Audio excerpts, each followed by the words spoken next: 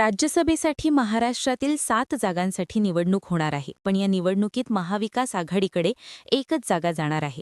आधी संजय राऊत शरद पवारांना राज्यसभेवर पाठवण्यास इच्छुक होते, पण दुसरीकडे आदित्य ठाकरे ही आमच्या पक्षाची जागा असल्याचा दावा करतायत. शरद पवार पुन्हा एकदा राज्यसभेची निवडणूक लढवणार आहेत, पण ठाकरेंची भूमिका आता पवारांच्या वाट्यातला आटा ठरतोय. शरद पवारांनी राज्यसभा निवडणूक लढवायची ठरवली तर विजयाची खात्री असल्याशिवाय ते अर्ज भरणार नाहीत, ही खात्री नक्की दिसत नाहीये. कारण ठाकरेंनी ऐनवेळी असं काही डाव टाकलाय की त्यामुळे पवारांचा राज्यसभेचा पेपर आता अवघड होऊन बसलाय. कसा ते सांगते. त्यासाठी हा व्हिडिओ शेवटपर्यंत नक्की बघत राहा.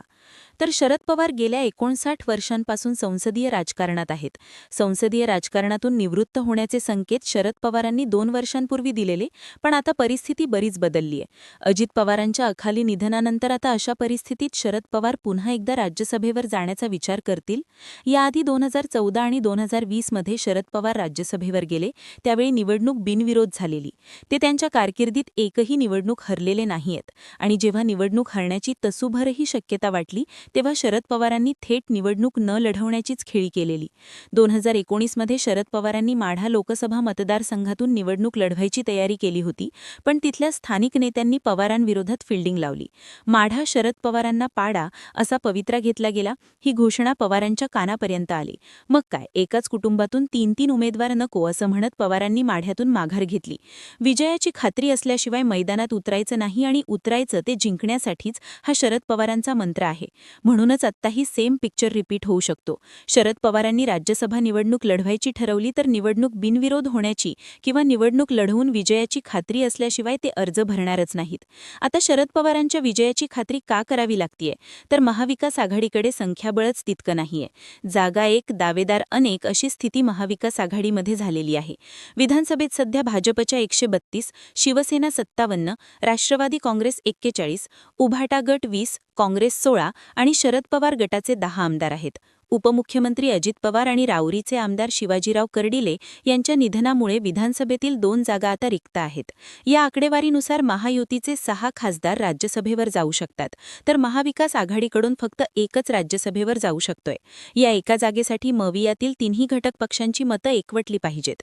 म्हणून महाविकास आघाडीला या निवडणुकीत जास्त जोर लावण्याची गरज आहे. बरं, फक्त राज्यसभेचा विषय नसून विधान परिषदेच्या निवडणुका सुद्धा आहेत. त्यामुळे विधान परिषदेत कोणी जायचं किंवा राज्यसभेवर कोणी जायचं यावर 3ही पक्षांमध्ये चर्चा होईल. उद्धव ठाकरे यांनी विधिमंडळात असणं गरजेचं आहे अशी ठाकरे सेनेची भूमिका आहे, तर शरद पवारांचं राज्यसभेत जाणं महत्त्वाचं असल्याचं राष्ट्रवादीच्या पवार गटाचं म्हणणं आहे. संजय राऊतांनी तर उघड सांगितलंय की शरद पवारांनी राज्यसभेवर जाण्याची इच्छा त्यांच्याजवळ व्यक्त केली आहे. याउलट आदित्य ठाकरे म्हणालेत की शरद पवार यांच्या जागेबाबत अजून कोणतीही अधिकृत चर्चा झालेली नाहीये, पण ही जागा आत्ता तरी शिवसेना उभाटाची आहे. पक्षाच्या संख्याबळानुसार महाविकास आघाडीमध्ये यावेळी विधान परिषद आणि राज्यसभा या दोन्ही शिवसेना उभाटाच्या जागा आहेत, असा दावा आदित्य ठाकरेंनी केलाय. कालपर्यंत संजय राऊत हे शरद पवारांनी राज्यसभेत जावं, महाराष्ट्राचा बुलंद आवाज तिथे घुमला पाहिजे असं म्हणत होते. मात्र आता त्यांची भूमिका थोडीशी बदललेली दिसतेय. राज्यसभेच्या एका जागेवर आम्ही एकत्र बसून निर्णय घेऊ, राज्यसभेचा निर्णय वरिष्ठ घेतील असं म्हणत संजय राऊतांनी युटर्न घेतलाय. यामागे असणारा ठाकरेंचा हा नवा डाव इतक्या स्पष्टपणे दिसून येतोय. त्यामुळे आता खरंच पवारांना राज्यसभेवर जायचं असेल तर 3ही पक्षांची मतं पवारांना मिळणं अपेक्षित आहे. त्यात काँग्रेसचा मूडही काही पवारांच्या बाजूने दिसत नाहीये. शरद पवारांना राज्यसभेवर पाठवण्यास काँग्रेस सहमत नसल्याचीही चर्चा आहे.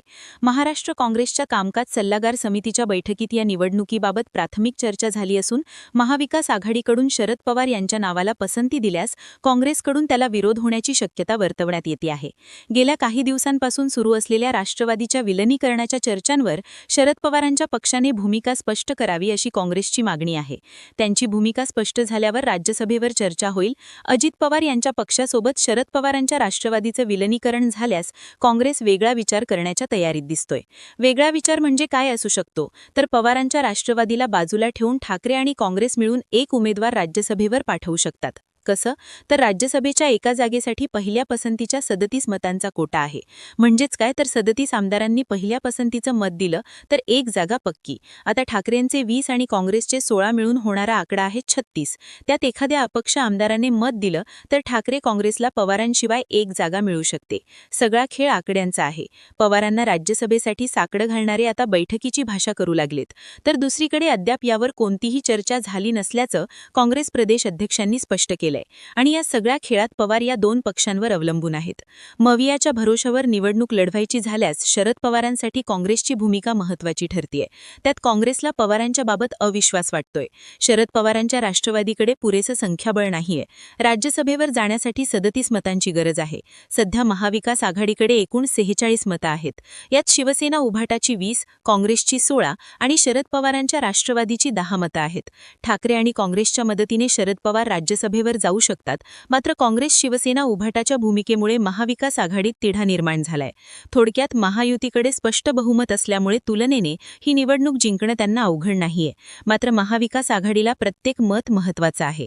एकही मत इकडे तिकडे झाल्यास मिळालेली एक जागाही हातातून जाण्यास वेळ लागणार नाही.